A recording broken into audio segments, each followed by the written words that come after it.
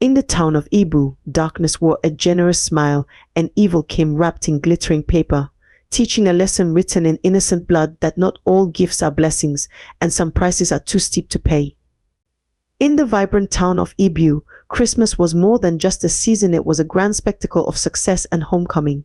Every December, the streets pulsed with life as young men who had ventured to the big cities returned home. They arrived in gleaming cars, adorned in clothes that sparkled like morning dew, their pockets heavy with wealth to share. Among the celebratory crowd stood Nonso, a figure as still as a shadow against the whirlwind of festivities. His handsome face, smooth as river stones, bore the weight of unspoken shame. Despite coming from a respected family, poverty had wrapped itself around him like an unrelenting chain, tightening with each passing year. While others threw money in the air like confetti, Nonso walked barefoot on the dusty streets. His childhood friends, now successful businessmen, would call out to him, their voices bouncing like drums in the warm air.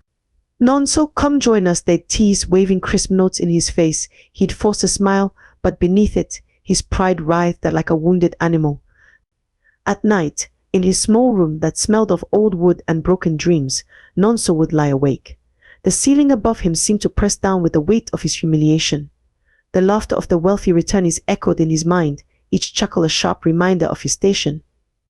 "This shame is too much," he'd mutter to the darkness, his fists clenched tight enough to leave half-moon marks on his palms. "Every year they come back richer, and I stay the same." His words hung in the air like smoke, bitter and choking. As another Christmas approached, something inside Nonso began to change. The familiar ache of poverty transformed into a burning determination. "No more," he declared to the empty room, his voice trembling with resolve. "Next Christmas they will look at me and bow. No matter what it takes, I'll be rich." Little did Nonso know that his desperate wish would lead him down a path darker than the shadows that haunted his sleepless nights.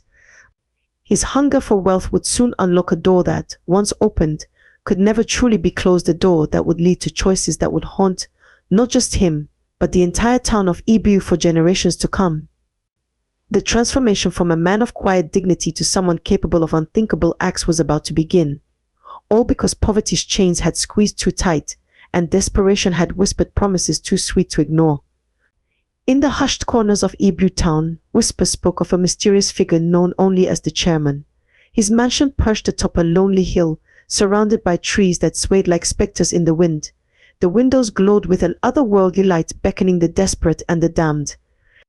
Nonso, his heart heavy with shame and burning with ambition, climbed the winding path one evening. Dead leaves crunched beneath his feet, each step echoing in the unnatural silence. The mansion's door creaked open before his knuckles could touch the wood, as if expecting him.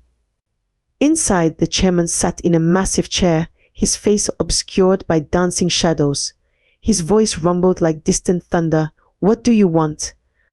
"I want to be rich," Nonso replied, his voice trembling but determined. "I'll do anything."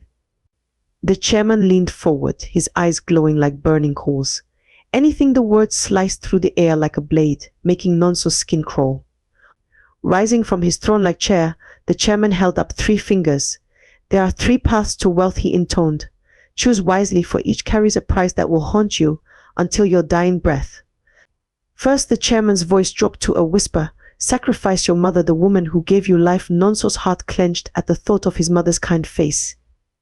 "Second," continued the chairman, "surrender your manhood, your strength, your pride, gone forever." Nonso's stomach churned at this option, his legs weakening beneath him. "Or third," the chairman's voice grew darker still, "harm innocent children. Their laughter will turn to tears, their lives feeding your fortune." The choices swirled in Nonso's mind like poisoned wine, each option more terrible than the last, yet greed whispered louder than conscience. For days after, he paced his small room, tormented by the decision before him. Finally, Nonso returned to the mansion. His choice was made, though it sat like lead in his gut. "I'll harm the children," he whispered, the words leaving a bitter taste in his mouth. The chairman's smile spread wide, revealing teeth sharp as broken glass. He handed Nonso a small black bag filled with strange powders and herbs. "Mix these with food," he instructed. "Give it to the children.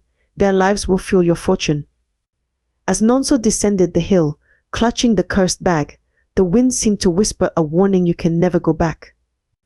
Nonso stared at the black bag in his dimly lit room, his hands trembling as he opened it for the first time. The powder inside looked ordinary, but its smell was sharp and acrid. With shaking fingers, he mixed it into 3 small food packs: rice, stew, and sweets. Stepping outside, he forced his face into a warm smile. "Merry Christmas," he called to the children playing nearby. They ran to him, faces bright with excitement. "Uncle Nonso brought food," one shouted. He knelt, distributing the cursed meals with gentle hands. "Eat well, my little ones," he said softly, watching them clutch the packages with innocent joy. Days passed in anxious waiting. Then, like magic, his life transformed. A wealthy businessman called with an irresistible offer. Deals appeared from nowhere, money flowing like water in the rainy season. Overnight, Nonso became the talk of the town. He bought a gleaming black car that rumbled like thunder through Ibu streets. His new clothes sparkled under the sun, and his house grew from a humble dwelling to a mansion that drew admiring gazes. The transformation was complete, from barefoot observer to celebrated success story. "Mr. Nonso is so generous," people whispered in the marketplace. "Did you see how he feeds the poor children? God has truly blessed him." The praise fell like sweet honey on his ears. But at night, the children's laughter haunted his dreams. Still, greed whispered louder than conscience. If 3 packs brought such wealth, he thought, his eyes gleaming with dark ambition, what would 100 do? The chairman's powder had delivered everything he'd dreamed of, and the town's adoration was intoxicating. As he planned his next move, Nonso pushed away the nagging guilt. The innocent faces of those first 3 children flickered in his memory, but the weight of his new wealth helped dull the pain. His soul had taken its first steps into darkness, and there would be no turning back. In his grand new bedroom, surrounded by luxury, Nonso smiled to himself. Christmas would come again, and this time he would reach higher, push further. The powder in the black bag called to him like a siren song, promising even greater riches. His hands itched for more, even as his soul sank deeper into the abyss he had chosen. As Christmas approached again, Nonso worked methodically in his mansion's kitchen, preparing 100 cursed food packs. His hands moved swiftly, mixing the chairman's black powder into each portion with practiced precision. The familiar acrid smell filled the air, but Nonso barely noticed it anymore. He chose Kingsfield Secondary School for his grand plan. It was perfect, a lively institution filled with children from well-off families. On the last day before Christmas break, the school buzzed with festive energy. Colorful balloons decorated every window, music poured from speakers, and the aroma of jollof rice and fried chicken wafted through the air. "Mr. Nonso is here," the announcement rang out across the school grounds. Children rushed to the gates, their excitement palpable. Nonso stepped out of his gleaming black car, resplendent in expensive clothing, his shoes polished to mirror shine perfection. "Good afternoon, my children," he called out, his voice smooth as honey. The head teacher welcomed him enthusiastically, praising his generosity. "Mr. Nonso, your kindness knows no bounds.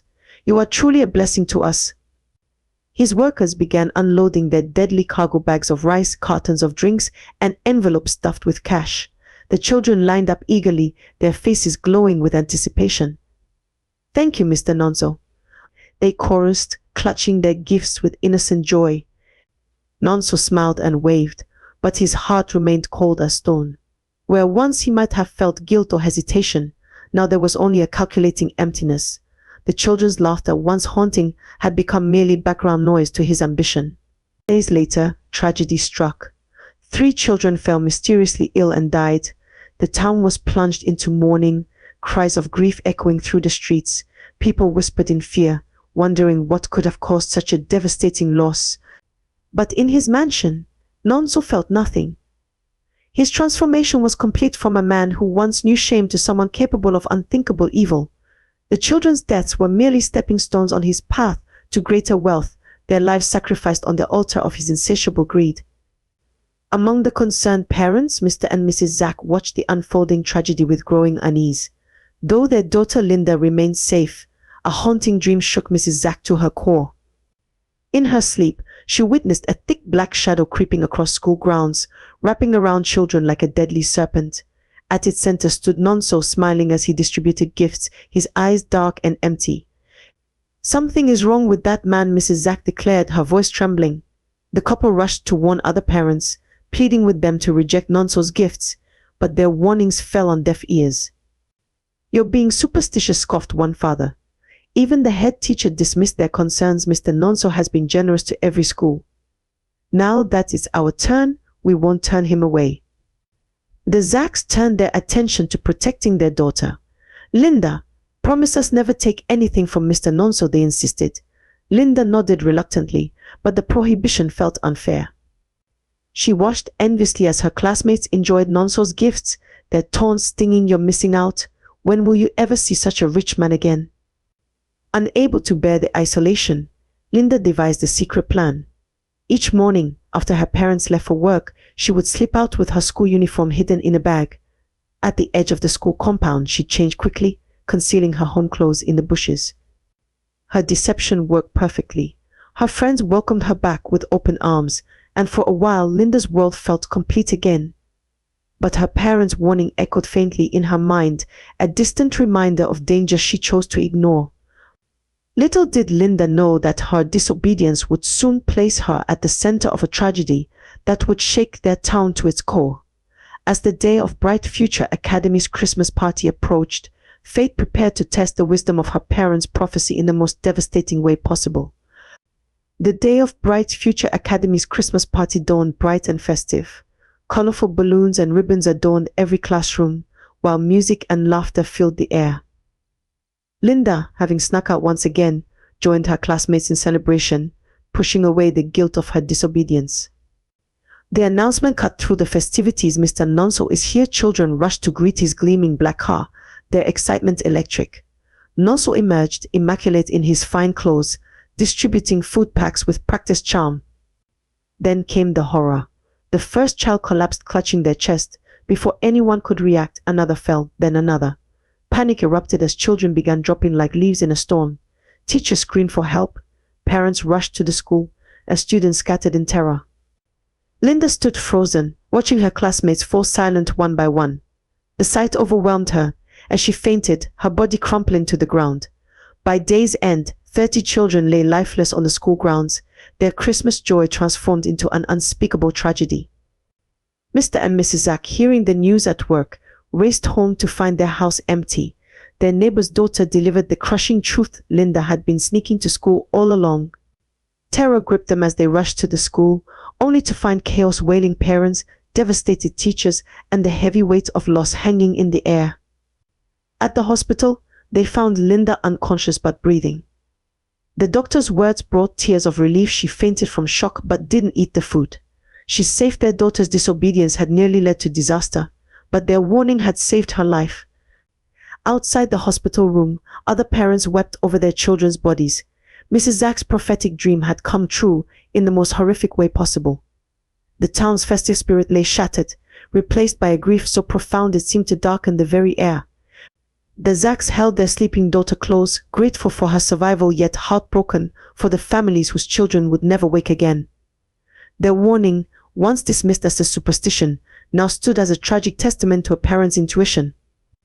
At the school gates, the surviving children's accusations rang out clear and damning.